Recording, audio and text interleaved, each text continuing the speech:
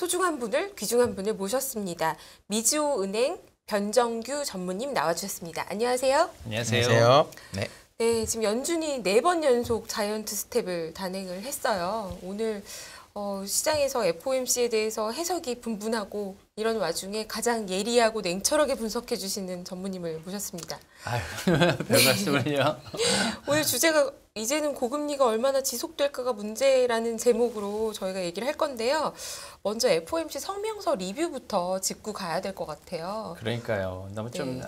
요새 안 좋은 내용들이 많이 있네요. 사실 이게 뭐 우리나라한테는 그렇게 호조는 아닌 것 같은데요. 네. 뭐 애도 기간도 애도 기간이고요. 이런 것들도 그렇고 모두 좀 많이 날씨도 많이 차가워졌는데 모두 다 이제 행복하게 좀 이렇게 지냈으면 좋겠는데 좋은 일들이 앞으로 많이 있었으면 좋겠습니다. 네. 그러게요. 예. 근데 지금은 사실 좋은 일을 막연히 기대하기보다는 현재 상황을 제대로 진단을 해야 될 것 같아서 전무님을 모셨는데요. 성명서에서 그 제일 처음에 고용부터 먼저 네. 짚어주실까요? 네. 오늘 전무님 자료가 저희 게시판에 올라와 있으니까요. 시청자분들께서는 보면서 같이 들으시면 좋을 네. 것 같고요. 네. 네, 자료 알겠습니다. 보면서 설명해 주시면 저희가 잘 배워보도록 하겠습니다. 네. 아닙니다. 이제 뭐 제가 이렇게 몇 번을 같은 형식으로 해갔고요. 시청자분들이 이제 익숙하셔서 이제 잘 하실 것 같아요. 이제 한 1년 정도 같이 더 하시면 이제 제가 필요 없을 수준으로 이제 시청자분들도 많이 이렇게 따라오셨을 겁니다. 우선 그러면은 FOMC 성명서를 이제 그 매달 그 전 FOMC 회의하고 이렇게 비교해서 이렇게 말씀을 드렸는데요.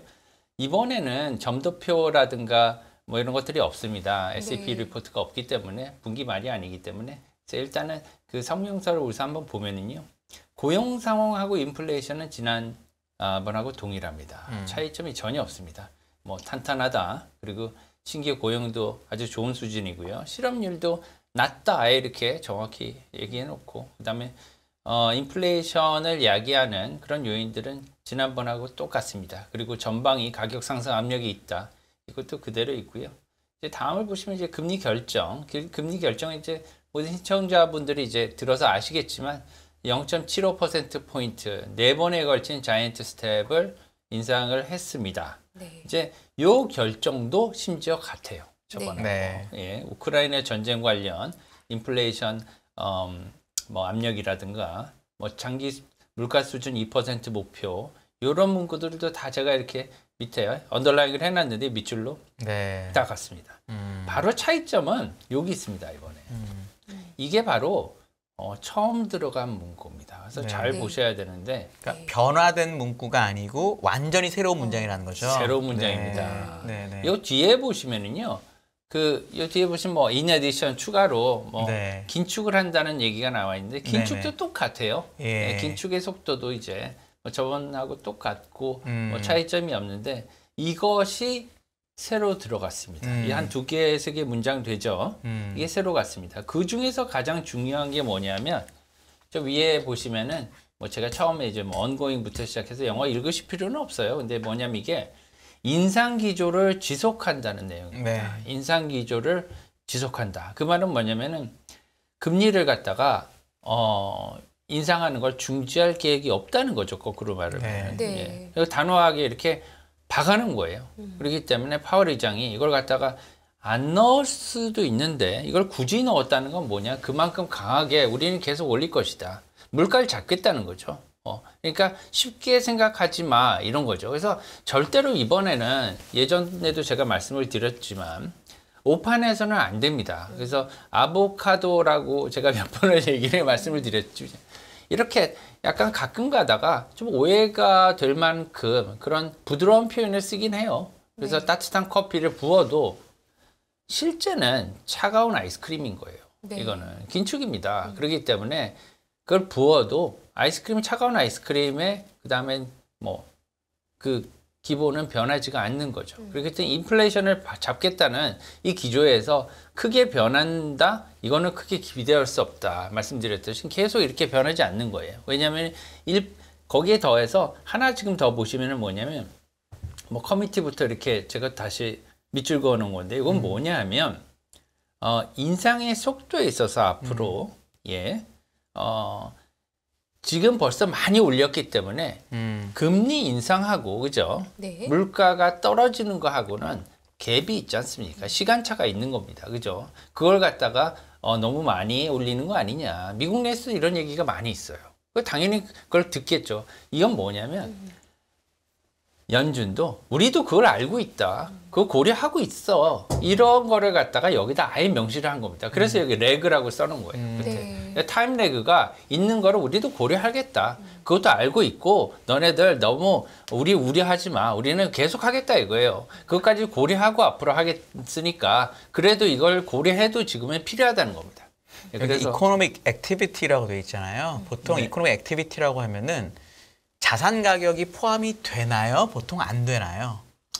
뭐 고용 포함되는 건 알겠고 다 경제는 알겠는데 저희 이제 많이 보시는 분들은 자산 가격도 궁금하시니까 다 그게 포함이 되는 거죠. 보통 포함이 되는 거죠. 다 포함이 되는 저게. 거죠. 이코노미 액티비티는 굉장히 광범위한 겁니다. 그래서 매매라든가 이런 거에 그다음에 채권 가격, 그다음에 주식이라든가 이런 것도 다 포함이 되는 거죠. 네. 그 광범위하게 뭐 중앙은행들은 우리나라뿐만이 아니라 굉장히 모호한 용어를 많이 쓰지 않습니까? 예. 그거에 하나인데 이코노미 액티비티는 모든 걸 다 솔직히 포함하는 그런 거라서 특정 지어서 말할 수는 없어요. 예. 그런 상태고 그리고 행간의 일자 항상 제가 이렇게 말씀을 드리지만 요거는 뭐냐 하면 하나의 여지를 만들어 놓는 겁니다. 네. 앞으로 미국의 급격한 경기 둔화가 올 수도 있지 않습니까? 그렇죠. 그럴 때는 변화시키겠다는 거예요. 그런 문구를 하나 해서 우리가 왜냐하면 왜 소통도 안 하고 금방 했니? 또 이런 말을 들을 수 있습니다. 그죠? 작년에는 그 파월 의장이 너무 많이 퍼줬다고 이런 욕을 많이 드셨어요. 네. 그래서 좀 그런 것도 좀 너무 심한 면도 있긴 있었지만 이제 그런 것들을 갖다가 이제 왜냐하면 정책 입안에서 사실은 흑백은 없지 않습니까? 뭐 이것가 다 좋고 저게 다 좋고 이런 건 없어요. 그렇기 때문에 그거에 대해서 어떻게 더 많은 사람들한테 이익을 주고 이 정책이 더 많은 효과를 거둘 수 있으면 그렇게 하는 건데 이런 것들도 이제 앞으로 어떻게 될지 모르니까 급격하게 미국의 경기가 좀 안 좋아지면 이런 문구를 통해서 이제 소통하는 것을 이제 기본으로 할 것 같고요. 그리고 마지막으로 제가 그 1번에 있어서 장기 물가 수준 2% 수준 회기 위해서 필수 이렇게 써놨는데 뭐냐면 미국 연준의 장기 물가 수준 희망 물가 수준이 2%인 건 누구나 다 압니다. 네. 그죠? 여러 번 얘기했는데 그리고 성명서에서 벌써 나와 있어요. 앞에 2% 나와 있지 않습니까? 앞에 보시면은 여기 2% 나와 있습니다. 장기 물가 수준. 네. 그죠? 2% 벌써 중간에 나와 있잖아요. 근데 여기 또 썼어요. 이건 뭐냐면 그만큼 강하게 금리를 갖다가 올리겠다는 걸 강하게 강조를 한 겁니다. 왜냐하면 2% 수준으로 끌어내릴 때까지 인플레이션을 2% 장기금리 수준을 우리가 원하는 2% 3%가 아니라는 거예요. 원하는 장기 물가 수준은 2%에 아직 있다는 겁니다. 3%, 4% 우리는 이렇게 양보하지 않았다는 겁니다. 앞으로 2%까지 물가 수준을 CPI를 내릴 거니까 PC를 내릴 거니까 그때까지는 우리가 이렇게 강한 금리 인상 기조는 변함이 없다. 이런 걸 갖다 강조하기 위해서 두 번 쓰는 건 항상 강조지 않습니까? 그렇죠. 저는 뭐 국어 이런 걸 잘 못했는데요. 이제 2%를 갖다 이렇게 여러 번 쓰는 거는 그만큼 인플레이션 레이시오 물가 수준의 2%를 갖다가 꼭 달성을 하겠다 이런 강한 의지로 볼 수 있습니다. 예, 지난번 성명서에서는 이렇게 두 번 중복해서는 안 나왔던. 안 나왔습니다. 이건 다 새로 들어간 거예요. 네. 이제 이만큼이나 한 몇 개 문장이 새로 들어가서 굉장히 의미가 있는 문장들이죠. 그래서 요것들을 한번 이해를 하는 것들이 왜냐하면 뭐 뉴스에서 여러 가지로 말씀을 드리지만 항상 뭐 여러분들이 공부를 하건 아니면 어떤 일을 하건 저는 항상 일을 할 때 이렇게 포인트를 잡습니다. 핵심이. 그래서 뭐 한 책을 봐도요. 책을 한 권을 봐도 그중에 꼭 중요한 포인트는 한 열 몇 개가 되지 않습니까? 그 포인트를 잡고 나서 그걸 연결을 해야지 전체적인 것들이 이해가 되지 않습니까? 여기서 오늘은 지금 이 3번이 포인트예요. 네. 이것을 이해하신 모든 걸 다 이해하신 걸로 볼 수 있습니다. 오늘 사실은 이것으로 방송 다 한 건데요. 그런데 제가 저는- 이거 궁금한 게 문장을 이제 새로 넣었잖아요. 네. 근데 이제 그냥 다르게 한번 생각해 보면은 지금까지 사람들이 뭔가 연준이 피봇을 할 거라는 기대를 많이 하고 있었잖아요. 맞습니다. 그 피봇에 대한 기대를 원래는 안 주고 그냥 넘어가면 되는데 하도 사람들이 기대를 하니까 그냥 저 문장을 넣은 거고 오히려 문장을 넣어놓고 지켜보다가 나중에 피벗해야지 이렇게 왜냐하면 사람들이 너무 그렇게 생각하니까 정확하신 반대로 말하고 지적이에요. 이렇게 한 건 아닐까요? 정확한 지적이 그겁니다. 네. 그거예요. 왜냐하면 모든 사람들이 자꾸만 피벗 할 거다. 이제 그만할 거다. 이제 그만해라. 그렇게 바라고 있지 않습니까? 사실은 채권과 주식은 원래 반대 방향이지 않습니까? 그죠? 원래는. 네. 그죠? 그래서 채권 딜러하고 주식 딜러하고 만나보면 굉장히 다릅니다. 주식 딜러들을 만나보면 굉장히 재밌어요. 같이 밥 먹고 그다음에 저녁을 먹고 나면 그 다음날에 하루가 너무 상쾌한 것 같습니다. 너무 기분이 좋아가지고 낙천적이고 긍정적이죠. 하지만 채권은 사실은 패시미스틱하죠. 좀 비관적인 왜냐하면은 그 투자의 패턴이 다르고요. 투자의 상황도 다릅니다. 네. 그렇기 때문에 좀 뭐 다른 종류의 채권도 있긴 하지만 그렇기 때문에 지금 앞으로는 이런 것들을 좀 알고 넘어가야 되지 않느냐. 아까 그 팀장님 말씀하셨듯이 그게 이제 정확한 지적이에요. 너무나도 사람들이 긍정적으로 생각하니까 우려한 나머지 이렇게 집어넣은 겁니다. 소통을 더 하기 위해서. 우리도 니네들이 말하는 걸 다 알고 있고 그걸 하고 있지만 우리 의견은 이래 지금. 그렇기 때문에 다시 한번 봐줘. 우리는 그런 사람들 아니야 지금. 우리 그렇게 생각하지 않아. 그리고 정말 힘들게 되면 그렇게는 고려해 볼 수는 있겠지만 우리도 고려는 시간차도 고려를 하고 있어. 그렇지만 중단 없다 지금은 이렇게 얘기를 하는 거죠. 이게 얼마의 타임 프레임을 갖고 얘기한 걸까요? 왜냐하면 다음에 금리 올리는 거는 너무너무 명확하고 내년 1월이나 이때 올릴 거가 명확한데 네. 이 연준에서 말한 이 금리 인상과 이런 것에 대한 타임 프레임을 얼마로 생각하고 줬을까요? 왜냐하면 저는 뭐 박사님만큼의 전문가는 아니지만 저도 보다 보면은 언제는 장기를 얘기해 줄 때가 있고 짧게 얘기 막 이렇잖아요. 저보다 앞서가셨는데 그 답은 벌써 그 여기 있습니다. 네네네. 이거는 이제 요약이에요. 아까 예. 제가 말씀드린 이건 한번 읽어보시면 될 것 같아요. 네. 4연속 이제 자이언트 스텝을 했고요. 예. 이제 4%까지 미국 금리 상단이 이렇게 와 있고요. 그리고 아까 그 말씀드렸듯이 대응에 있어서 정책적 전환을 이게 시사한 거기도 합니다. 네. 이번이 네. 그죠? 네. 너무 급격하게 미국의 경기가 안 좋아질 때는 전환할 수도 있다는 것을 살짝 내포한 거예요. 예, 은유적으로. 근데 제가 좀 다르게 이해하는 걸까요? 저는 워낙에 이제 불안감이 있다 보니까 저 말을 지금 넣는다는 얘기는 오히려 그 레깅 되는 것 때문에 사람들이 경제 지표 나빠지기 전에 선제적으로 바꿔줘야 되지 않아요? 라는 말조차도 지금은 일단은 차단하고 가겠다는 그렇게 이해하실 수도 있어요. 이게 뭐 흑백이 아니기 때문에. 네네. 혹시 예. 더 큰 건 아닐까. 물론 나중에 가서는 두 분 말씀하신 것처럼 바꾸기 위한 빌미를 그럴 수도 제공하는 있습니다. 걸 수도 있지만 지금 당장은 우리도 아니까 네. 지금 나빠질 거라고 지금부터 바꾸라고는 하지 마라는 의지도 있지 않나. 그럼요. 이게 멋진 사람들의 마음을 100% 이해할 수는 없습니다. 하지만 이해하는 사람들도 다르게 이해할 수도 있는 거죠. 미국 사람들은 자기네 이게 모국어지만 다 다르게 이해를 해요. 사람들도. 그런가요? 저는 그럼요. 제가 영어가 짧아서. 아닙니다, 아닙니다. 네. 미국의 애널리스트들도 다 리포트 나오는 거 보면은 정말 다 다르게 합니다, 해석을. 요거는 이제 제가 나름대로 제 경험에 비춰서 이때까지 경험에 비춰서 이렇게 될 것이다, 이렇게 생각을 했을 것이다, 이렇게 하는 방식이고요. 정확히 이제 제가 전부 다 이 사람들의 마음을 꿰뚫고 있는 건 아니지 않습니까? 이 사람이 다르게 생각할 수도 있어요. 예를 들면은 다음 달부터 그냥 내려야지. 그러면서 이걸 갖다 살짝 하나 집어넣을까? 이렇게 할 수도 있지만 통상 이런 경우에는 이렇게 두 번씩 같은 문장을 넣고 그 다음에 레깅에 대해서도 언급을 하고 이런 것들은 뭐냐 하면은 계속 올릴 때 이것들을 소통을 안 하고 계속 올린다고 할까봐 미안해서 집어넣는 경우가 많다고 그래서 제가 집어넣은 거예요. 네. 네. 예, 그래서 이제 그 세 번째는 이제 금리 인상 기조는 계속한다. 하지만 속도는 이제 조절할 수 있다가 나오는데요. 그건 이제 어디서 나오냐면 파월 의장 발언 이제 기자회견 할 때 나왔습니다. 네. 이제 기자회견을 이제 제가 이것도 몇 개 이제 다 갖고 오지는 못하고요. 기자회견이 좀 길어요. 네. 그래가지고 그냥 제가 들었을 때 이것들은 좀 중요하다 싶은 것들만 이렇게 몇 개를 뽑아봤는데요. 그 파월 의장이 한 말씀 중에서 첫 번째 제가 들었을 때 이거는 좀 의미심장하다 하는 건 뭐냐면 연준은 앞으로도 어느 정도는 some ways라고 썼어요. 금리 인상을 해야 됩니다. 이렇게 썼는데 some ways는 뭐냐면 사실은 이게 굉장히 강한 말입니다. 별로 안 강한 것 같지만 계속 지속해야 된다 이 말이거든요. 이거는 must하고 비슷한 얘기입니다. 그렇기 때문에 그래서 시장이 반응을 갖다가 그렇게 좀 주식시장도 그렇게 반응을 한 거고 하락을 한 거고 그리고 채권 시장 같은 경우에도 금리가 급등하지 않았습니까? 이런 것들이 다 이런 말들 때문에 그렇게 올랐던 거고요.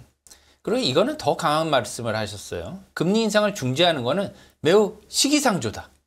이건 좀 강하죠. 네. 프리머처라는 그러네요. 얘기까지 했어요. 시기상조다. 베리도 있네요. 네. 예. 매우 시기상조다. 근데 이게 전 이거를 뭐 다 보진 않았는데, 그러니까 금리 인상을 계속해야 된다라는 거를 강조하기 이제 위해서 그렇죠. 강조를 했는데, 이제 반대로 이제 얘기하신 거 혹시 반대 해석을 한다면은 이런 건 어떨까요? 그러니까 어차피 12월은 하는 게 누구나 알고 있고 내년도 하는 건 알고 있으니까 거기까지에 대한 얘기를 그냥 뭐랄까, 왜냐면 지금은 너무 주식이 이 FOMC가 너무 많이 올랐잖아요. 상대적으로. 네네네. 예를 들어 다우존스는 지난 뭐 몇십 년 만에 최고로 많이 오르고 이랬으니까 그 약간의 주식 시장에서의 과잉 반응을 잡기 위해서 조금 더 그냥 말을 과하게 해요. 만약에 다음 달에 FOMC 할 때는 예를 들어 좀 주식이 빠져 있거나 물가가 조금 더 잡혀 있으면 이걸 다시 뭐 말을 좀 이런 식으로 해석하는 방법은 없을까요?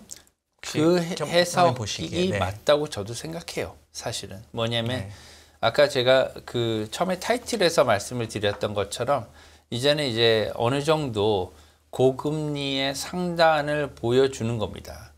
어느 정도 왔다는 거죠. 상단은 어느 정도 올지 이제 왔어요.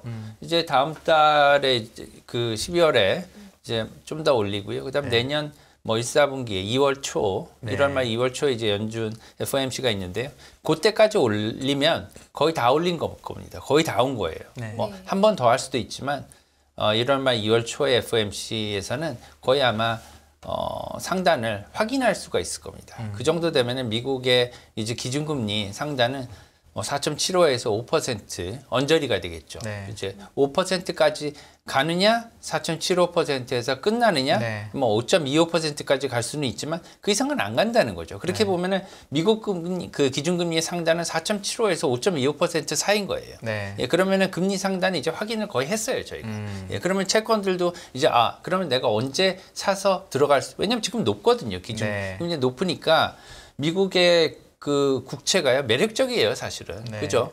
이제 그렇지만 이제 기관 투자가들 같은 경우에는 지금 채권을 산다면 높죠. 예를 들면 4.5%를 4%만 돼도 좋은데 4.5% 주는 건 너무 좋지 않습니까? 네. 네. 미국 달러 금리가요. 그렇죠. 그리고 시장 금리는 뭐 유가증권 같은 경우는 이제 앞으로 전부 다 5% 6%인 거예요. 그죠? 회사채들도. 네. 그럼 얼마나 너무 좋습니까? 그렇지만 지금은 안 투자하는 이유가 뭐냐면 지금 사면 이제 기준금리를 추가적으로 더 올리면 마이너스가 난다는 거죠. 네. 지금 그죠? 네. 이제 그래서 그렇기 때문에 지금 조금 있다가 기다려서 사자. 그래서 저는 개인적으로 올해 말 내년 초에 미국 국채나 미국 그 달러 채권에 엄청난 수요가 몰린다고 생각합니다. 올해 말 내년 초요. 예. 네, 얼마 남지 않았네요. 예. 네. 왜냐하면 상단을 확인했어요. 그 의미로 제가 이렇게 쓴 거예요. 그래서 아까 그 사회자분께서 말씀하신 바와 같이 동일해요. 예, 그래서 제가 이제는 금리가 얼마나 지속하느냐 문제, 그죠? 그게 문제라는 거예요. 상단의 문제는 끝났습니다. 이제 저희는 항상 하나, 두 섹터 앞을 봐야 되는 거거든요, 그죠? 예. 이제 문제는 뭐냐면은 우리가 투자를 하기 위해서 지금 이 방송을 보는 거잖아요. 그리고 모든 걸 이제 공부를 하는 건데 앞으로 이제 투자를 할 때는 우리 뭐 딜러들도 마찬가지로 얼마나 이것들이 더 오래 지속될까가 문제입니다. 이게 6개월만 지속된다? 그러면 이제 투자 준비를 해야 되겠죠. 하지만 1년 이상, 2년, 3년 간다? 그럼 투자 절대 못 하죠. 지금 이런 상황에서는. 그죠? 네. 그렇지. 왜냐하면 그동안에 여러 가지 문제가 있을 거예요. 예. 이런 것들을 지금 잡아야 되기 때문에 이런 것들을 조금 생각을 해야 된다. 그래서 좀 전에 말씀드린 거를 갖다가 파월 의장이 언급을 했습니다. 금리 인상의 속도를 늦출 시점은 빠르면 다음 회의가 될 수 있다. 네. 빠르면 다음 회의 12월에 이제 금리 인상의 속도를 늦출 수 있다는 거예요.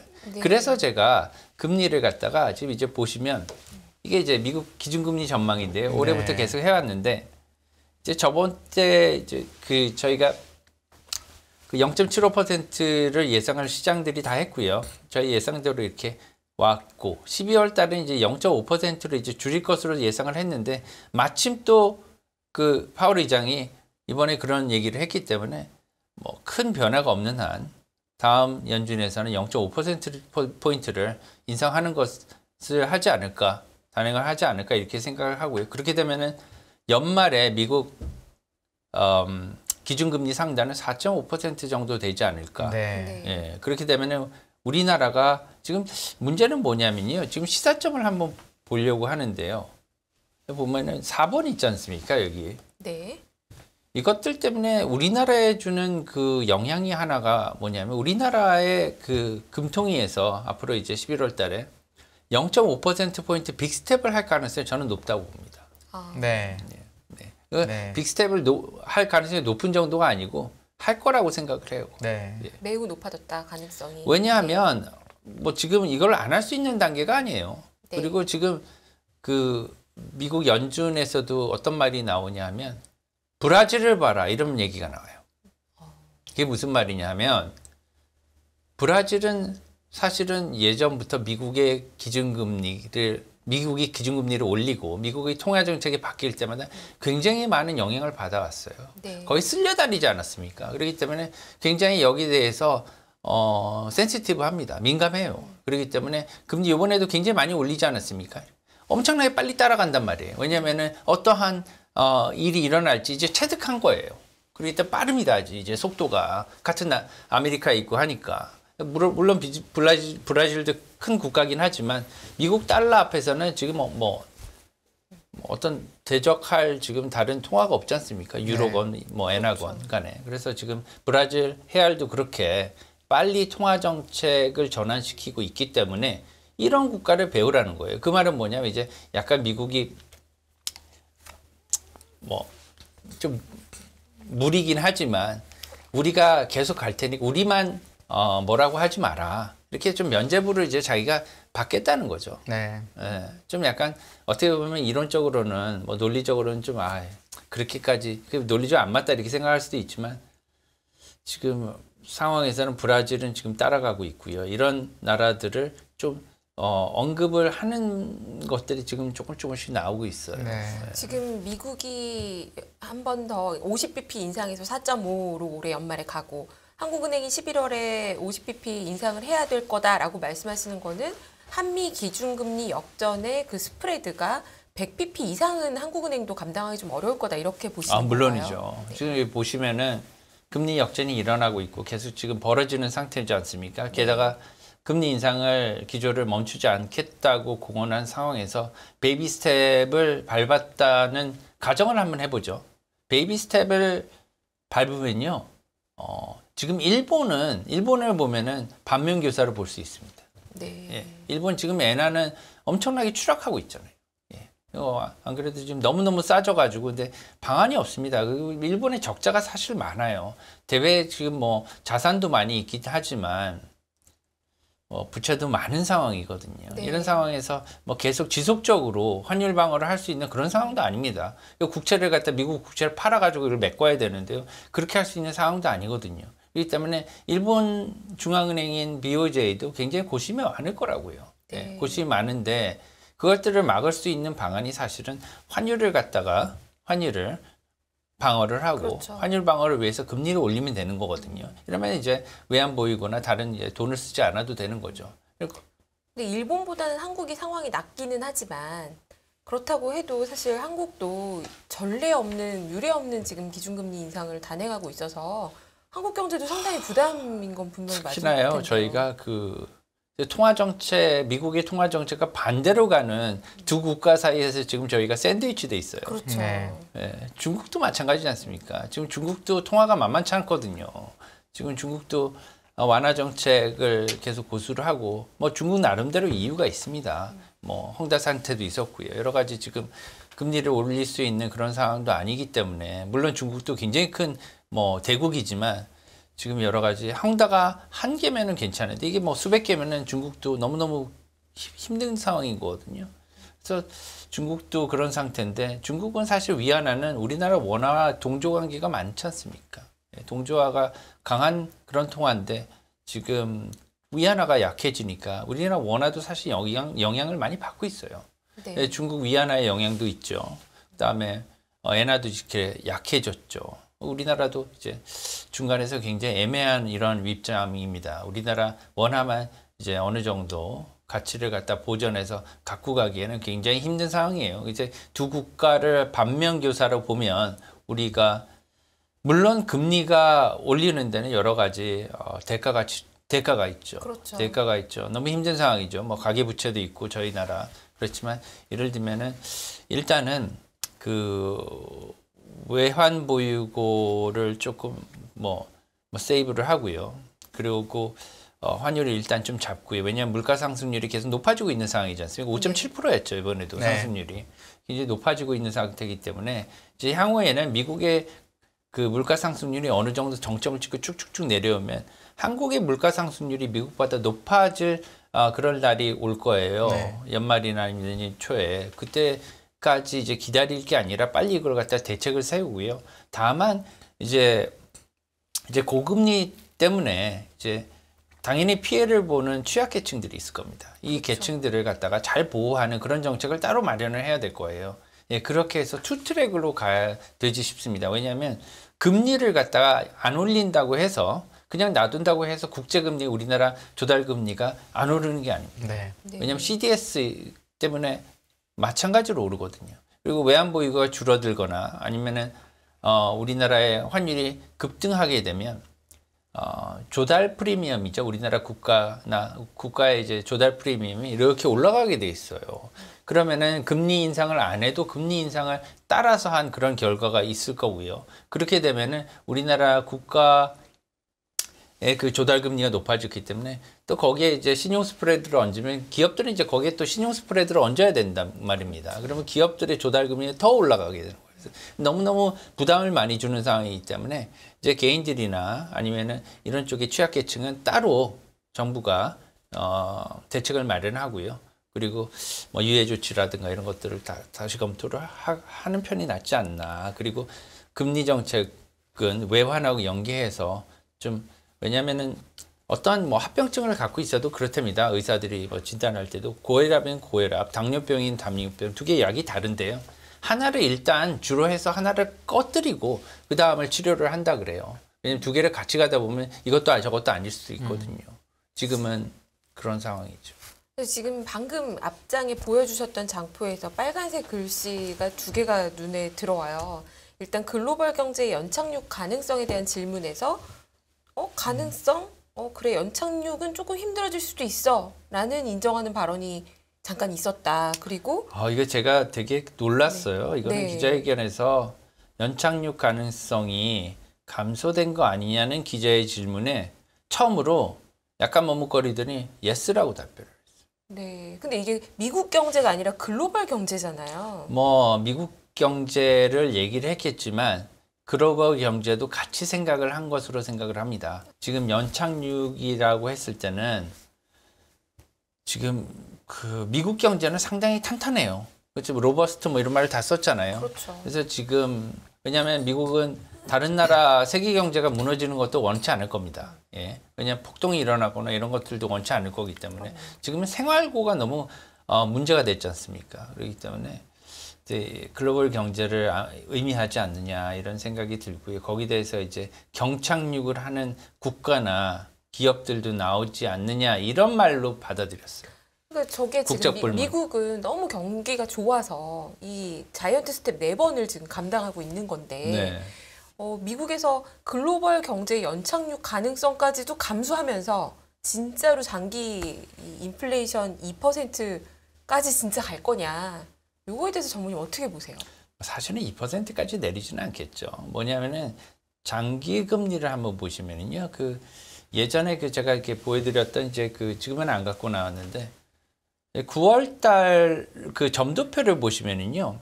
장기 금리가 원래는 이제 2%대에서 이렇게 형성이 됐었는데 2024년 이후에 2025년 뭐 이때 그 장기 금리를 2%로 찍은 외인들은 거의 없어요. 대부분 2%, 2.5%, 2.5에서 3%에서 많이 찍었단 말이에요. 그럼 뭐냐면 이 위원들도 2%는 무리인 거를 속으로 알기는 아는 겁니다. 저는 그렇게 생각해요. 그렇지만 얘기를 갖다가 우리는 2.5%에서 3%만 돼도 내릴 거야, 고려할 거야 이렇게 얘기는 안 하겠죠. 그래서 이거는 제가 생각할 때 행간으로 볼 때 그거는 좀 무리했지만 2%까지 내린다. 이거는 뭐냐면 심리전입니다. 예, 심리적으로 왜냐하면은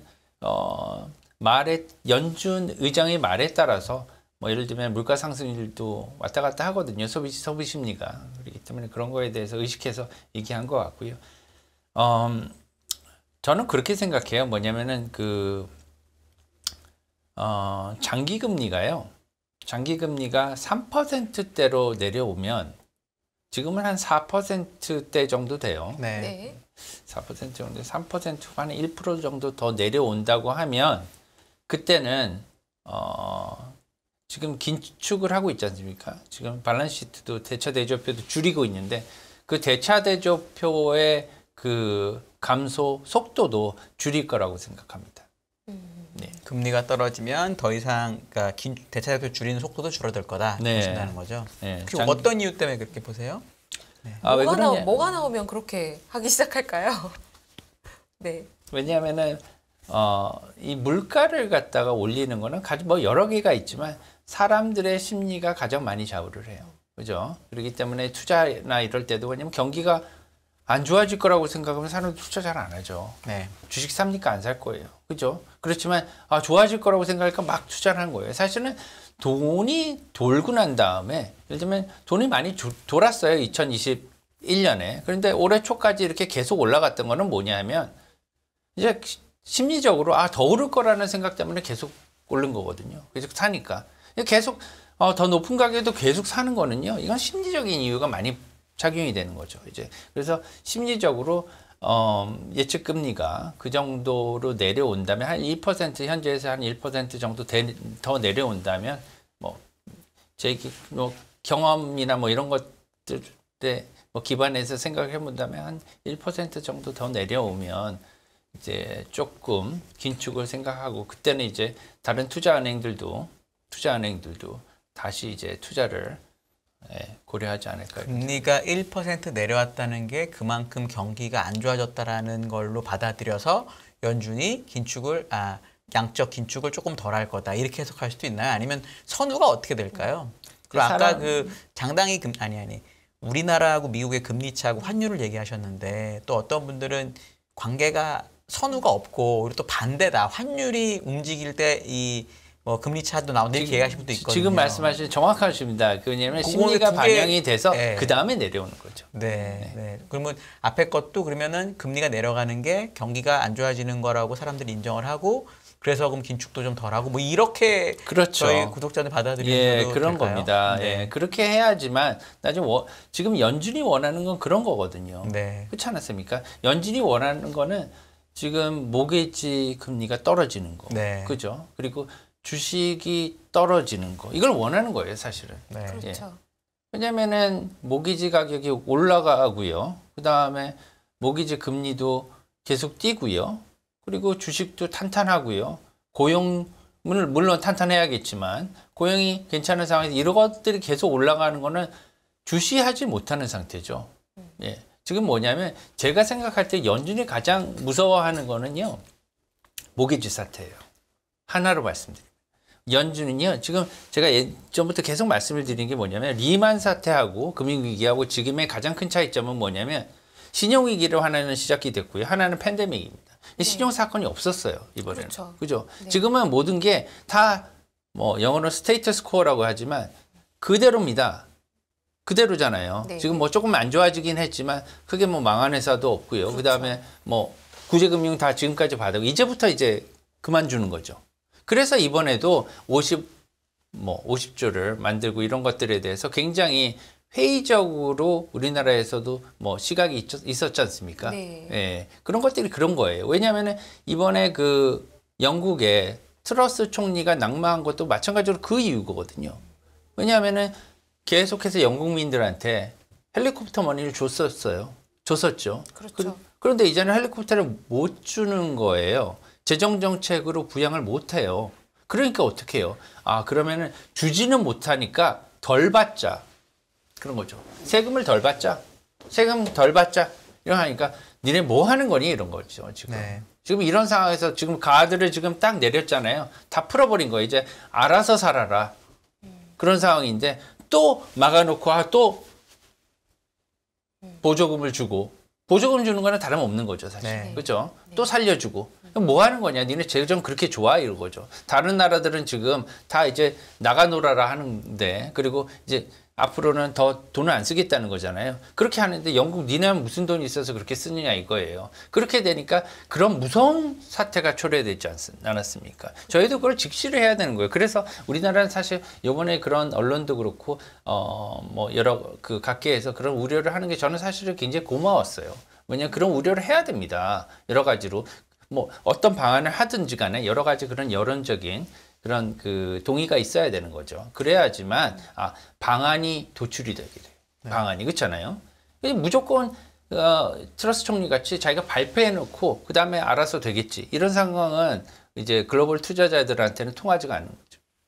글로벌 관점에서는 단기적인 시각에서 유동성을 공급하려고 나서거나 끝까지 책임질 수 없는 행위를 벌리는 게 오히려 더 위험하다. 네. 이렇게 그래서 지금 뭐냐면 지금부터가 이제 계속해서 신용경색 이런 것들이 그 수면 위로 오르잖아요. 네. 이게 뭐냐면 이제는 금리가 높아졌고요. 금리가 높아졌고 그렇죠. 앞으로는 모기지 사태로 미국에서도 심지어 괜찮지만 미국에서도 모기지 사태로 번질 수 있다는 것을 알고 있어요. 왜냐하면 모기지 사태로 번지면은요 이제 리만 사태가 재현이 돼요. 그 또 이제 백투더 피처입니다. 근데 미국의 모기지 금리는 제가 알기로는 신규 대출 금리가 문제인 거고 기존에 대출 받은 사람들은 고정 금리이기 때문에 큰 타격이 없다라고 제가 알고 있는데요. 그러면 지금 전무님 말씀을 해석하면 금리가 오히려 지금 모기지 금리가 완전히 급등해 버렸으니까 중간에 어떻게 보면은 대출을 일으키는 사람 수를 의도적으로 줄여서 글쎄요, 리스크가 뭐 적게 전부 다 일어나게 고정금리는 하는 건가요? 아니고요. 네. 예, 변동금리도 많이 있죠, 사실은. 예. 아 그런가요? 그럼요. 비율이 어느 정도? 미국은 돼요? 보통은 대출을 할 때 고정률 많이 하는데 몇 년 플로팅 개념이 있어가지고 몇 년 리파이낸싱 계속해요. 네, 맞습니다. 네. 리만이 그래가지고 그때 리파이낸싱 할 때 금리 올라서 이렇게 터진 예. 거라서 그래서 그걸 갖다가 계속 이제 뭐 롤오버도 하고 하기 네. 때문에 그래서 일률적으로 뭐 계속 갖고 갈 수는 없는 거죠. 그래서 그런 식으로 본다면 미국의 그 뭐 모기지 투자자들도 변동금리에 이렇게 많이 노출이 돼 있는 상황에서 이렇게 긴급하게 이렇게 급작스럽게 올렸으니까 이것을 어떻게 할 것이냐. 지금 굉장히 많이 올랐으니까 금리가 타격이 클 거예요. 타격이 크니까 거기서 이제 어떠한 그 서브프라임 같은 상황이 일어나면 안 되는 겁니다. 네. 사실 그래서 그 연준이 양적 긴축을 MBS 매입을 원래 중단하려고 했는데 생각보다 많이 못 중단한다라는 얘기도 왜냐하면 MBS가 왜 있는 거냐면 은행들이 모기지 대출을 해준 다음에 그 리스크를 위해서 그걸 채권 찍어서 판 거잖아요. 그래서 맞습니다. 이자율 위험을 해지한 건데 맞아요. 금리가 너무 뜨니까 그 다음에 MBS 차환이 안 되고 이래가지고 MBS를 매입해 준 건데 먼저 MBS 먼저 사주겠다고 했다가 그게 예상보다 많이 안 사주면서 뭐 이런 얘기도 하시더라고요. 그래서 의외로 큐티가 잘 안 되는데 MBS 진짜 안 사주기 시작하면 난리 난다 이렇게 얘기하는 분도 있던데 그거랑은 이게 어떻게 연관이 될까요? 글쎄요, 뭐 그 긴축을 할 때 여러 가지 그 얘기가 있었지 않습니까? 네. 뭐 국채를 먼저 뭐 할 것이냐. 원칙은 MBS 먼저 한다고 하긴 했었는데 못했다는 얘기도 있어갖고 제가 그게 궁금해서 제가 뭐 MBS를 먼저 한다, 뭐 국채를 먼저 한다, 그렇게 뭐 여러 가지 뭐 얘기는 있었는데 네. 이제 줄어든 거를 보면은요, 조금씩 줄어들었더라고요. 조금씩 예, 그렇죠. 다 줄어들었고 그 특히나 신용이 안 좋은 등급의 채권들도 좀 있었어요. 예, 거의 정크본드급. 왜냐하면 이번에 그 연준이 회사채를 매입해 준 게 사상 초이거든요. 그렇죠. 코로나 근데, 때. 네. 근데 정크 등급 더 나아가서 정크 등급의 채권도 매수를 해줬어요. 네. 그건 정말 사상 초유죠. 이제 그런 것들이 다 밸런스 없어졌더라고요. 그래서 그런 것들은 이제 좋은 것 같고요. 그런 것들을 보면은 우선 뭐 기간별로 우선 이렇게 그 먼저 하기도 하겠지만 이제 신용이 악화된 것, 안 좋은 것들부터 이렇게 처리를 하는 것도 생각을 하고 있었다. 이렇게 지금 생각이 돼요. 네. 예, 네. 그리고 그런 것들이 이제 좀 신용이 안 좋은 것들은 일부러 이런 것들을 예상을 해서 미리 처리하지 않았나 네. 이런 생각을 하고 있고요. 이제 앞으로는 아까 그 한 팀장님 말씀대로 조금 이제 조절이 가능할 수도 있을 것 같아요. 조절이 가능할 수도 있는데 이제 그렇게 되려면은 이제 금리를 갖다가 또 멈춰야 되는 이런 있거든요. 멈추기만 하면 괜찮지 않을까? 저는 그래서 느낌이 이제 채권이라는 게 아까 얘기하신 게 저 너무너무 동의하는 게 채권의 상단이 결정이 되면 예를 들어 5%든 뭐든 간에 그럼 제가 계산해 보니까 그 장단 금리 차 역전일 때 평균이 55bp인가 그렇더라고요. 그러니까 플러스인 걸 다 빼고 그럼 예를 들어 5%면은 4.4% 정도가 10년물 금리의 상단이라는 걸 내가 알면 그러면 거기서부터는 뭔가 이제 채권하신 분들이 대응을 할 수 있으니까 괜찮을 수도 있다라고 볼 수 있는지 아니면 금리 자체가 높으니까 그래도 안 된다는지 요거는 전무님 혹시 어느 쪽에 더 가까우세요? 그렇게 의견이? 많이 계산해요. 저도 그렇게 많이 계산을 합니다. 이제 네. 평균적으로 이제 스프레드라 네, 그러잖아요. 스프레드가 이제 기간물마다 이제 과거에 그냥 평균 정도로 더하면 이게 어느 정도 오지 않았나 네. 이렇게 해가지고 네. 투자를 많이 사실은 우리가 할 수 있는 거는 그런 것밖에 없어요. 네. 그렇지만 이제 이게 테일 리스크거든요. 또 하나 이게 너무 좀 어려운 말이기도 하지만 이게 꼬리 위험이기도 합니다. 네. 꼬리 신용 사태는 꼬리 위험이거든요. 네. 터질 가능성은 그렇게 높은 건 아니에요. 제가 이렇게 말씀을 드리지만 이 모기지 사태나 이런 게 일어날 가능성은 정기분포가 이렇게 종 모양으로 돼 있지 않습니까? 네. 종 모양의 끝에 95% 확률을 보면 끝에 5%, 2.5%, 25%. 네. 이 정도밖에 안 되는 거예요. 극단적인 경우. 여기에 이제 꼬리에 이제 들어가는 경우 그런 신용 경색이라든가 이런 게 나오는데 한 번 이런 것들이 일어나면 꼬리가 이제 본체를 흔드는 거거든요. 네. 엄청 크게. 그래서 조심을 해야 된다는 네. 거죠. 근데 근데 이번 사이클이 리먼 때하고 또 굉장히 다른 점은 리먼은 미국이 뭐 위기의 진원지였다면 지금 미국이 너무 좋아서 맞습니다. 말씀하신 미국의 리스크가 터질 때까지 가는 게 아니라 다른 글로벌 경기가 무너지는 게 지금 맞아요. 걱정되는 정확합니다. 부분이잖아요. 그래서 신용 리스크도 미국 밖에서 있는 거 아닌가요? 네. 맞아요. 그게 맞아요. 뭐냐면은 그 미국은 지금 굉장히 좋은 상황이죠. 그래서 미국은 그런 걸 경계는 할 거예요. 모기지 사태가 다시 재현하지 않도록. 그렇기 때문에 계속 모니터링을 할 겁니다. 왜냐하면 이것들을 거기까지 나가게끔 이렇게 두지는 않을 거예요. 네. 지금은 말씀하신 대로 미국보다는 다른 나라가 다 문제인 거죠. 예를 들면 중국이라든가 아니면은 뭐 일본도 지금은 뭐 어려운 그렇죠. 상황이고요. 네. 그리고 조금 더 가면은 다른 나라들한테도 이렇게 파급이 많이 될 수 있거든요. 이런 것들이. 그리고 지금 그 주식이든 채권이든 달러 강세에 굉장히 예민하게 반응하고 있고 금리 움직임에 굉장히 예민한데 이 달러 강세 금리 어제 상황과 앞으로 전망 어떻게 보시나요? 글쎄요, 뭐 아까 그 그래프 몇 개 갖고 왔는데요. 네. 볼게요. 지금 달러 인덱스, 그다음에 국채 금리. 네, 그죠? 어제 빵 튀었죠. 네, 그다음에 이 두 개 정도로 갖고 왔는데요. 네. 이게 이제 그 시장 반응이었습니다. 끝나고 난 다음에 바로 이렇게 튀었어요. 많이 튀어가지고 이제 이게 그 달러 인덱스거든요. 이제 달러 인덱스인데 이렇게 이제 달러 인덱스가 강해지니까 또 유로화는 엄청 또 반대로 약해지더라고요.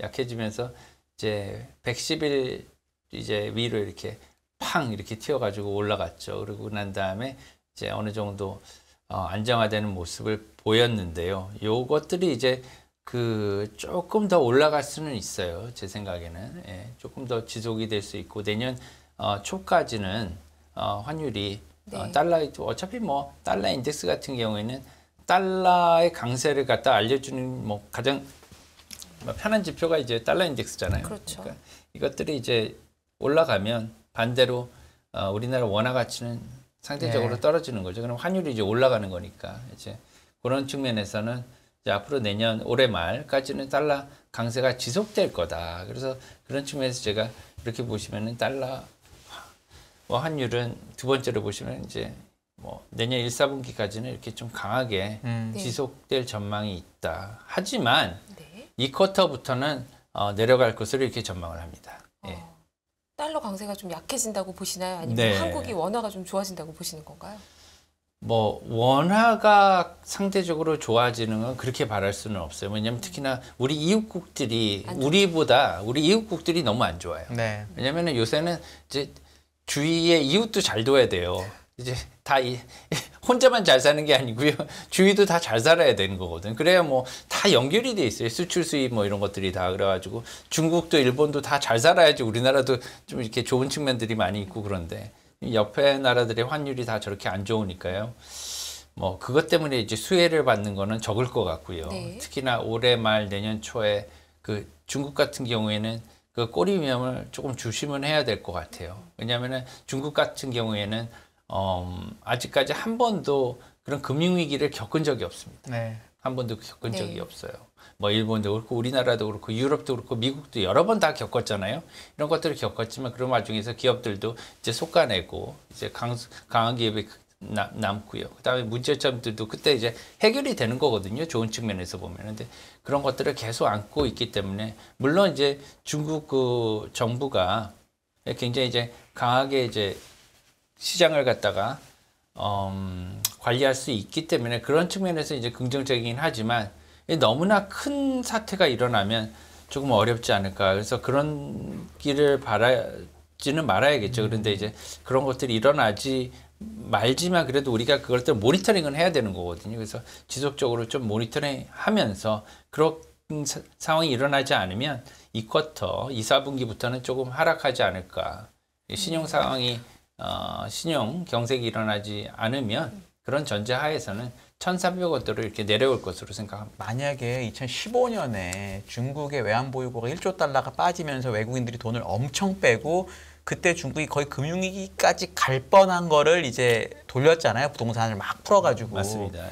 그 정도 사태가 오면 저 약간 달러 강세 아니 원화가 돌아서는 게 좀 늦어질까? 아니면 그 그렇게 되면은 1,300원대로 못 갑니다. 못 가는 거죠. 그 정도만 그러니까 금융위기가 아니더라도 금융위기 직전 비스무리하게 중국이 다시 가고 돌아서더라도 저거는 좀 어렵다라고 그 보시는 말씀하신 거죠. 거는 뭐 제2의 아시아 금융위기죠. 예, 그렇게 15년 했는데 의외로 그때는 중국은 그렇고 우리나라는 어떻게 이렇게 좀 잘 버텼거든요. 사실 저는 그때 중국 관련 업종을 커버를 했었기 때문에 철강을 그때 얼마나 중국이 안 좋은지를 알고 있었는데 한국에 있는 사람들이나 이런 분들은 뭐 그냥 괜찮은가 보다 하고 넘어갔었던 네. 기억이 있기 때문에 과연 그때만큼 중국이 나빠지는 게 이번에 얼마나 영향을 줄지가 좀 약간 궁금하더라고요. 그러니까요. 지금. 네. 중국이 어떻게 될 것이냐에 따라서는 저는 잘 모르겠습니다. 저는 이제 중국 전문가는 아니기 때문에 근데 그렇지만 그 정도 예, 일이 지금은 더 큰 영향을 준다고 보시는 건가요? 그때보다는 그때보다 우리나라에? 더 큰 영향을 아, 주는 네. 거죠. 왜냐하면 지금 네, 네. 그때하고도 또 중국이 세계 경제에서 차지하는 그런 비중이 다릅니다. 네. 우리나라와는 또 다르고요. 그렇기 때문에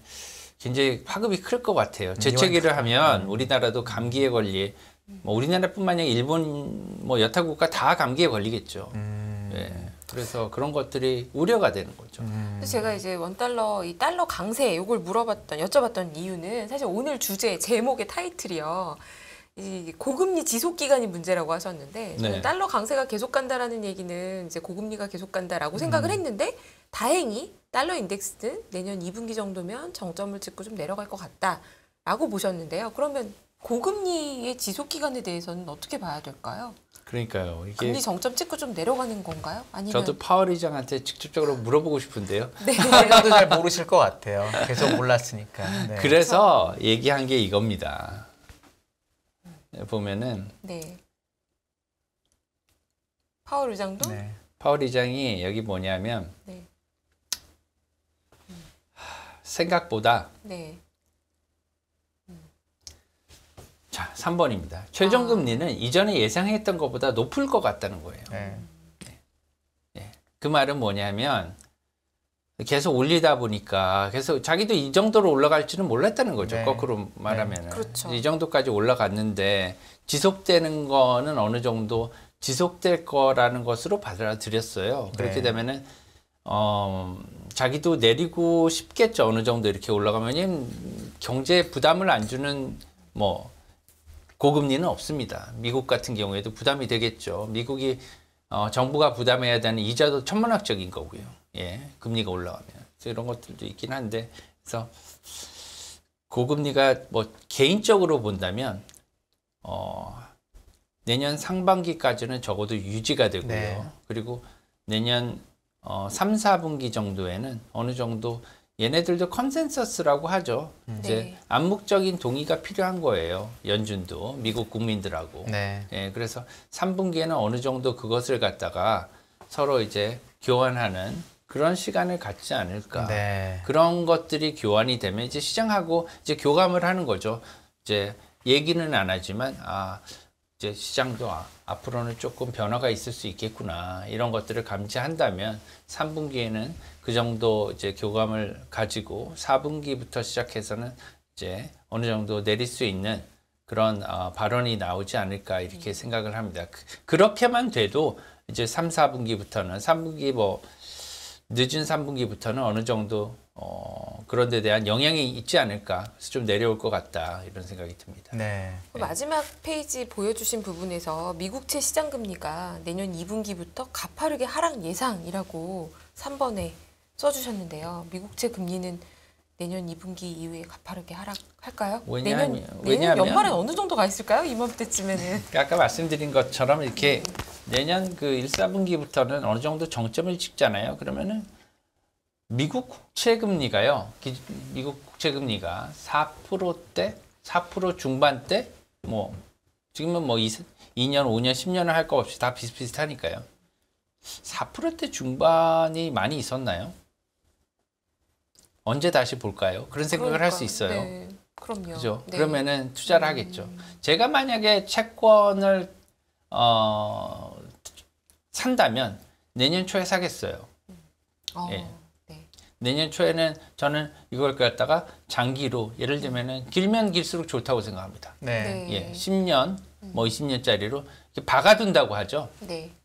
예를 들면 저희가 많이 하시는 이제 파생 상품을 많이 하시잖아요. 소비자들이 뭐 가장 간단한 형태가 ELS입니다. 그죠? ELS. 이제 주식인데요. 주식을 기반으로 해가지고 이제 그 파생 상품인데 이제 ELS를 만드는 것들도요. 예를 들면 원금 보장이 돼야 되지 않습니까?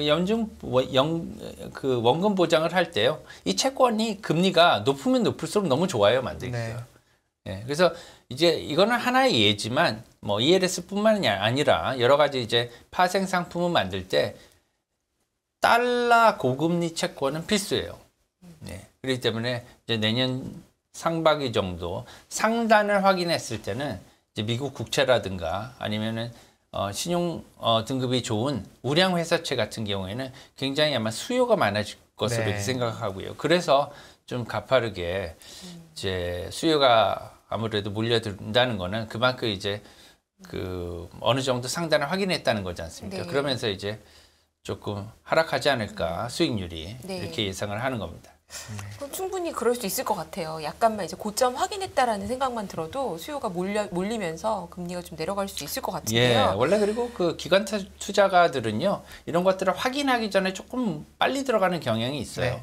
예, 그렇기 때문에 좀 빠르면 1, 4분기에 그런 것들이 보일 수 있다 이렇게 생각을 합니다. 네. 저희 근데 책 얘기 좀 해보시면 어떨까요? 네. 시간도 이제 얼마 시간이 안 이제 아니에요. 남았는데. 5분밖에 안 남아서 이제- 사실 책도 제가 말씀드려야 되는데 마지막 질문 하고 가야 되지 않을까? 책 얘기가 날 것 같아요. 아, 그래요? 이게 얼마 안 남았으니까 이거 해주셔야. 아니 알겠습니다. 이게 너무 아, 책이 제가 보니까 네.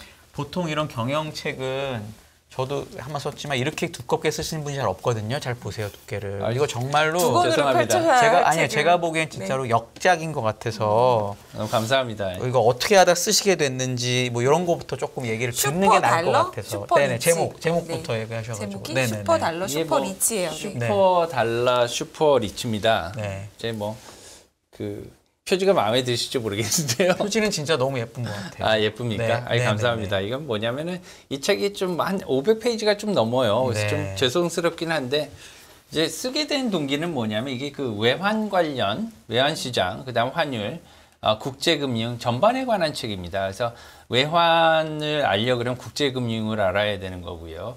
이제 또 환율을 알아야지 외환도 알 수 있게 됐고요. 모든 게 연결이 돼 있고요. 그다음에 이제 아까 말씀드린 이제 글로벌 채권 같은 경우에도 조금씩 다 연결이 돼 있어요. 네. 그래서 저희 직원들도 그렇고 제가 뭐 학생들도 조금 이제 가르쳐 보고 네. 예. 그리고 이제 뭐 기업체도 이제 방문해 보고요. 그다음에 이제 일반인들도 사실은 이제 저희 가끔 가다가 여쭤보시는 분들도 있잖아요. 네. 보면 이제 뭘 공부해야 되냐 이제 국제금융이나 외환시장이나 이런 것들을 알려면 뭘 공부해야 되냐. 특히나 그런 말씀을 많이 하세요. 뭐냐면 이제 너무 어렵다. 너무 어렵다. 그래서 저는 이제 왜 이렇게 어렵지? 그렇게 어렵지는 않은데 이런 생각을 많이 하는데 제가 그런 생각도 많이 했어요. 그러면은 어떤 것들을 해드리면 될까? 예. 그래서 네. 좀 쉽게 이렇게 처음부터 기초부터 하나부터 다 알 수 있는 그런 책을 한번 만들어 보면 어떨까? 특히나 이제 대부분의 이제 환율 책들은요, 이제 경제학의 외환 부분을 갖다가 이렇게 넣은 것들이 많이 있습니다. 그래서 좋은 책들이 많긴 하지만 좀 어려워요. 네. 예, 그리고 이제 경제학에 가깝거든요.